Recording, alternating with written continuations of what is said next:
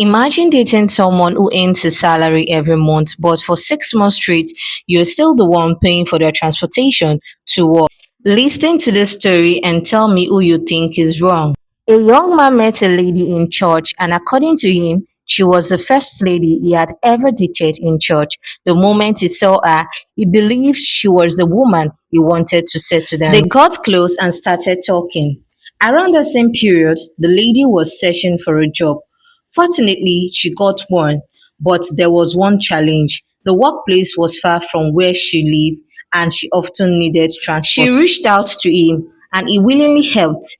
Every working day, she would call him for transport money and he would send it. At first, he didn't see anything wrong with it.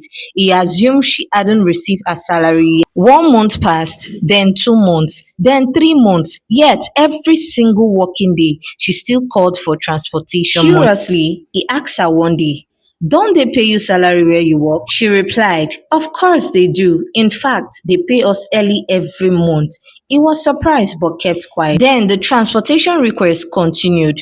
One day she called again for transport money, but this time he deliberately ignored the call. He wanted to see what would happen. Later that day, she showed up angrily that he didn't answer her call. The issue was eventually settled, but the question remained in his mind. After several more months, he decided to address it directly. He said, "If you are earning a salary, why do you still depend on me for transport every single day?" The lady responded, "Do I ask you for money for clothes? No. Do I ask you money for food? No. Do I ask you money for air? No. And other expenses?" And the guy responded, "No. The transportation is the only thing you spend on me. So why are you complaining?" Her response left him speechless. Now, here's the question. Who is wrong in this situation?